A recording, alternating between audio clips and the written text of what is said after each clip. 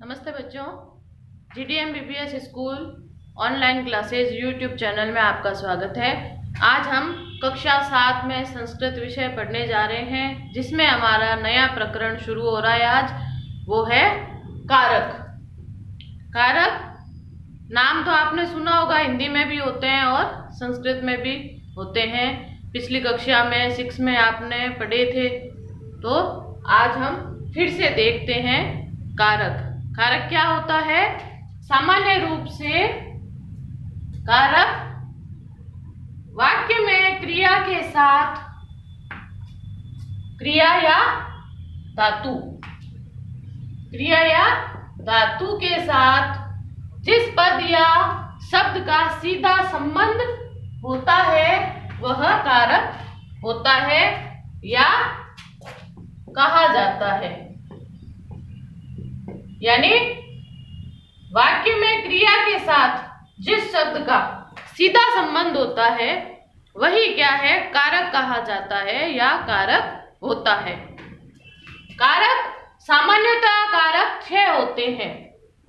आपने पहले भी पढ़े हैं। कर्ता ने कर्म को करण से, संप्रदान के लिए अपादान से, ठीक है, तो ये सब आपने पढ़े हैं। तो सामान्यतः कारक 6 माने गए हैं। कौन कौन से हैं? इसको हम एक संस्कृत श्लोक के माध्यम से छोटे रूप में याद कर सकते हैं। वो है कर्ता कर्म च करणम संप्रदानम तथैव च अपादानाधिकरणम इति आहु कारकाणि षट्। अर्थात एक एक नाम याद करते हो, उसके लिए संस्कृत जो कि जिसमें समास आदि करके श्लोक आदि के माध्यम से छोटे रूप में शीघ्रता से याद करने के लिए श्लोक के रूप में बनाया गया है।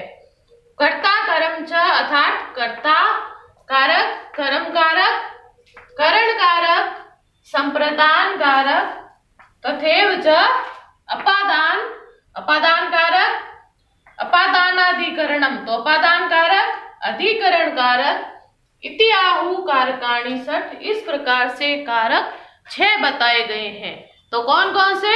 कर्ता, जैसे मैंने आपको साथ में पिछली बार चिन्ह भी इसके याद करवाए थे, जिस प्रकार से होता है ना, कर्ता का चिन्ह क्या होता है? कर्ता ने कर्म को, आगे बताऊंगी मैं आपको, ये पहले याद करवा रखे मैंने, ये लिखोगे नहीं तो ये क्या है? कर्ता, कर्म, करण, संप्रदान, अपादान, अधिकरण, ये क्या है? मुख्य रूप से ये 6 कारक बताए गए हैं मुख्य रूप से।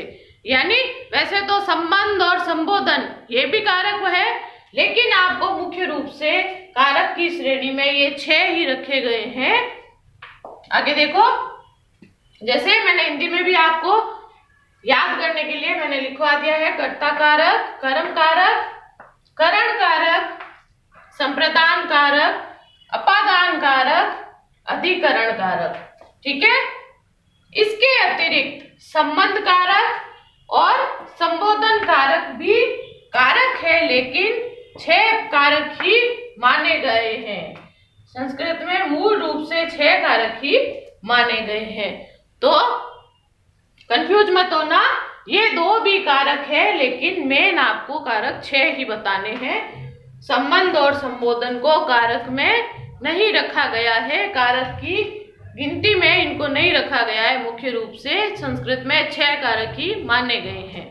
तो इस प्रकार से आप ये उतारोगे। संस्कृत व्याकरण की कॉपी में करना है आपको कारक। तो वाक्य में क्रिया या धातु के साथ जिस पद का या शब्द का सीधा संबंध होता है वह कारक होता है या कारक कहा जाता है। सामान्य रूप से कारक 6 होते हैं, जैसे कर्ता कर्म च करणम संप्रदानम तथैव च अपादानाधिकरणम इति आहु कारकाणि षट्। अर्थात कर्ता कारक, कर्म कारक, करण कारक, संप्रदान कारक, अपादान कारक और अधिकरण कारक, ये क्या है? 6 कारक है। इसके अतिरिक्त संबंध कारक और संबोधन कारक भी कारक है, लेकिन 6 कारक ही माने गए हैं मुख्य रूप से।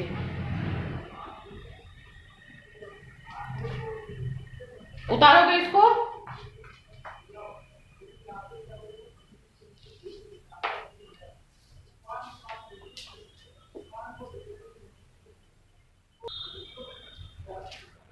अब सबसे पहले हम कर्ता कारक के विषय में पढ़ेंगे। जैसा कि मैंने आपको बताया, कर्ता कारक जिसका क्रिया के साथ सीधा संबंध होता है वह क्या है, कारक होते हैं। और कर्ता कारक, कारक 6 बताए थे, उसमें सबसे पहला कारक है कर्तृकारकम अर्थात कर्ता कारक। कर्ता कारक कौन होता है? जो वाक्य में हम पढ़ते हैं उसमें मुख्य काम करने वाला जो होता है वो कर्ता कारक होता है, और उसमें हमेशा प्रथमा विभक्ति का प्रयोग होता है। जैसे रामम ग्रामम गच्छति, रामः ग्रामम गच्छति, तो राम गांव को जाता है, गांव जाता है। तो जाने का कार्य कौन कर रहा है? मुख्य रूप से कौन है कार्य करने वाला? राम। तो राम क्या है? कर्ता कारक होगा, और कर्ता कारक में हमेशा प्रथमा विभक्ति का प्रयोग होता है। जैसे राम ने भोजन किया, तो इसमें भोजन करने वाला कौन है? राम। तो राम कर्ता कारक है, और उसमें राम शब्द में प्रथमा विभक्ति का प्रयोग होगा। अब इसको और अच्छे से समझ लोगे आप और उतारोगे। कर्ता कारक अर्थात स्वतंत्र कर्ता, यानी अपना कार्य स्वतंत्र रूप से करने वाला क्या है? कर्ता। कर्ता कारक अर्थात स्वतंत्र कर्ता, क्रिया को स्वतंत्र रूप से जो करने वाला है, यानी क्रिया अर्थात कार्य, कार्य को जो स्वतंत्र रूप से करने वाला है वह कर्ता होता है। यानी वाक्य जब हम पढ़ते हैं तो कार्य को, किसी क्रिया को या कार्य को जो करने वाला होता है वही व्यक्ति क्या है? कर्ता होता है। इस कारक का चिन्ह या पहचान क्या है? ने। कर्ता कारक की पहचान क्या है? राम ने भोजन किया, राम ने पढ़ाई की, राम ने पुस्तक पढ़ी। तो ये ने क्या है? इसका कर्ता कारक का चिन्ह है, या समझ लो आपके लिए पहचान है। क्या है? ने। जब आप वाक्य पढ़ोगे तो जिसमें ने आपको प्रतीत हो वो क्या है? कर्ता कारक है। जैसे रामः ग्रामम गच्छति, राम गांव जाता है। तो कार्य करने वाला कौन है? राम। गांव कौन जा रहा है? राम। तो कर्ता कारक कौन होगा? राम। और प्रथमा विभक्ति लगेगी राम में, रामः अर्थात राम में प्रथमा विभक्ति लगी है, क्योंकि इसमें कर्ता कारक कौन है? राम।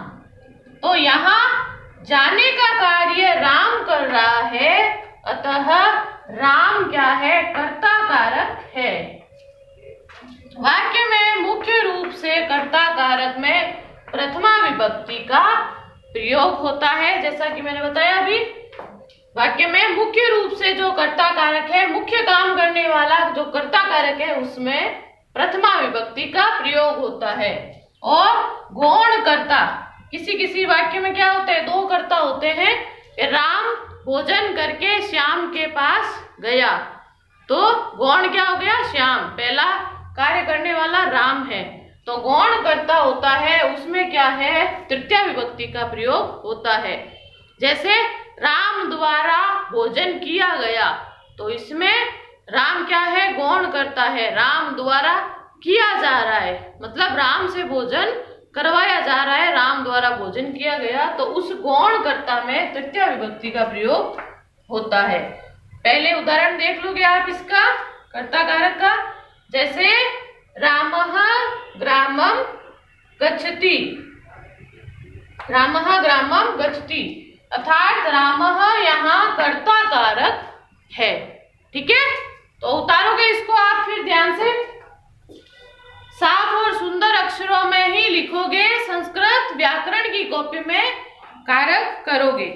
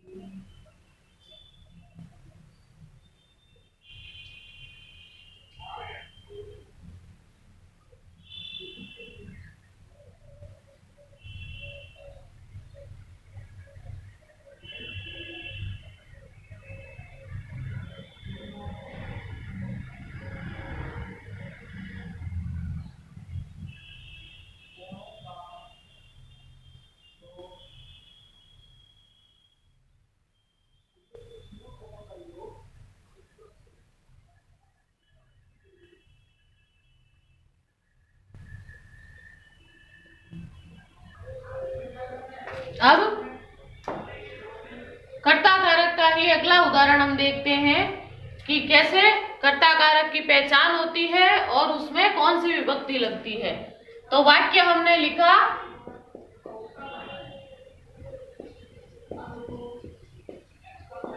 स विद्यालय गच्छति, वह विद्यालय जाता है। तो जाने का कार्य कौन कर रहा है? स, अर्थात वह। तो स अर्थात वह क्या है? कर्ता कारक। जाने का कार्य वह कर रहा है।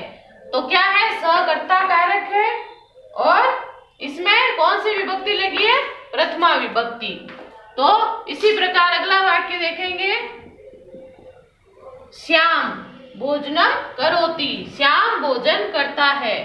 तो भोजन करने का कार्य कौन कर रहा है? श्याम। तो श्याम क्या है? कर्ता कारक और श्याम में क्या है?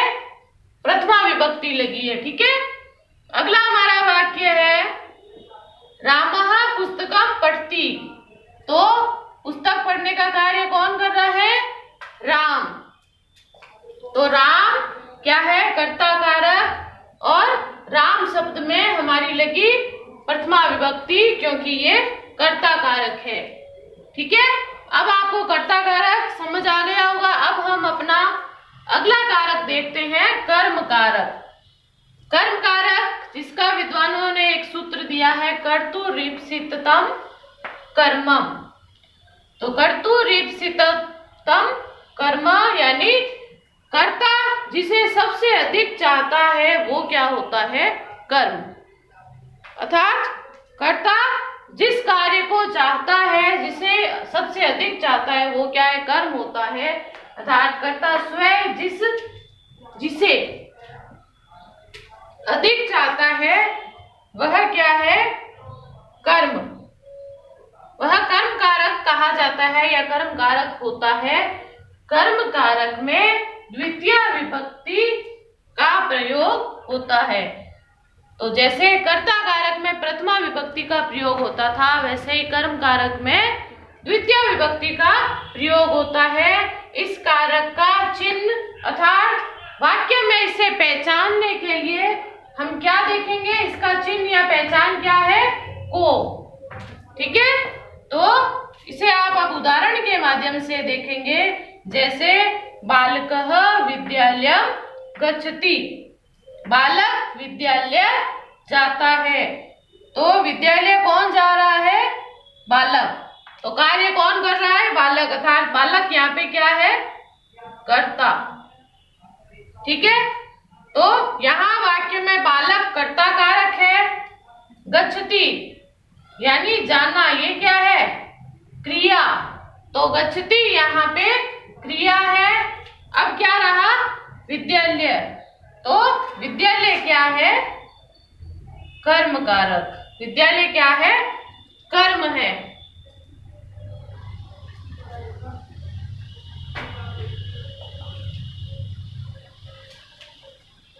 तो आप लोग लिखोगे कि यहाँ वाक्य में बालक कर्ता कारक है, गच्छति क्रिया है और विद्यालय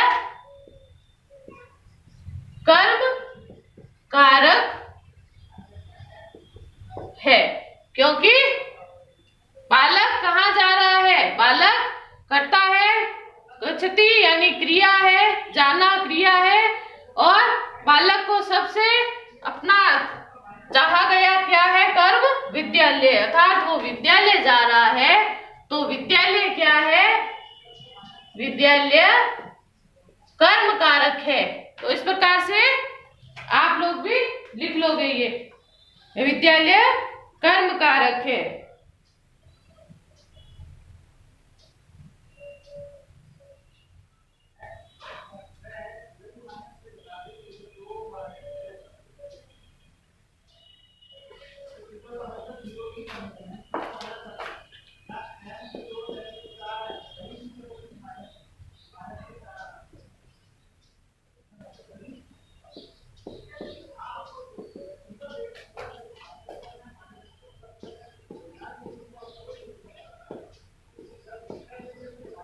जैसे हमारा वाक्य है रामः गृहं गच्छति। तो राम क्या है?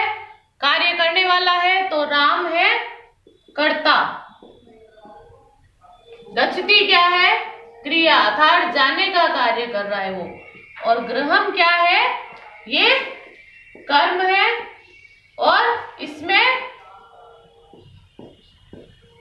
जैसे आप इसे उसी प्रकार से लिख दोगे।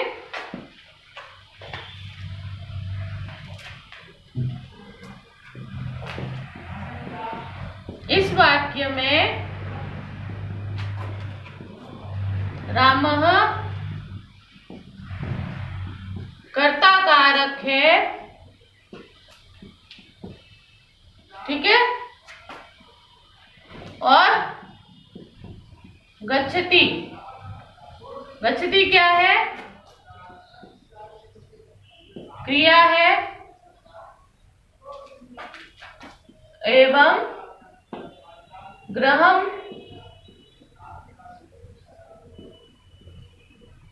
गृहम क्या है?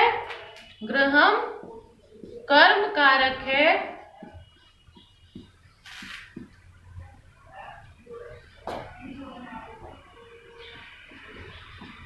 कर्म कारक में द्वितीया विभक्ति का प्रयोग होता है, ठीक है। तो इस प्रकार से ये आप उतारो कर्म कारक का उदाहरण।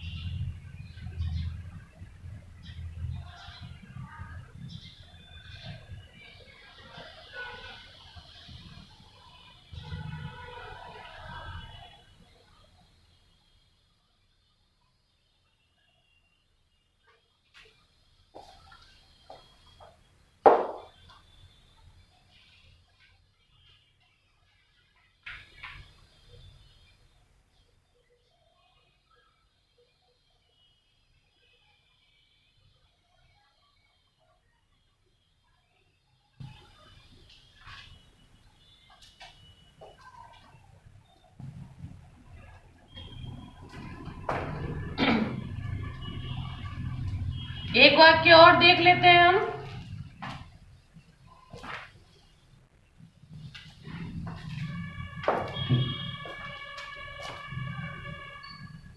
उदाहरण दूसरा हो गया ये, उदाहरण तीसरा देखते हैं। रामः पुस्तकम पठति। तो इस वाक्य में रामः कर्ता कारक है, पठति क्रिया है, और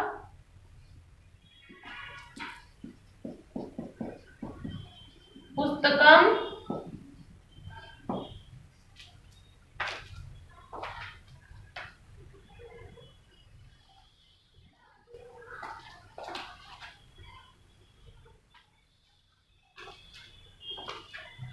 क्या है? पुस्तकम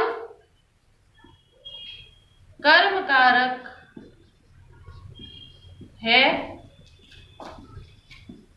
कर्म कारक में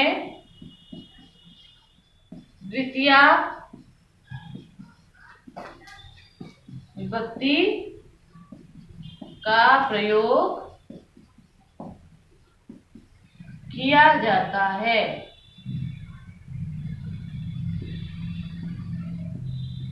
ठीक है, समझ आया होगा आपको। सुंदर अक्षरों में आप कॉपी में उतारेंगे ये।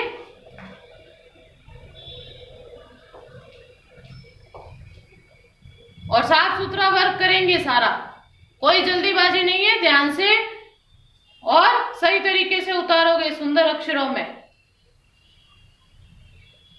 तो दो कारक हमने पढ़े, कर्ता कारक और कर्म कारक। अब जो अगले कारक है वो हम अपने अगली कक्षा में देखेंगे। धन्यवाद।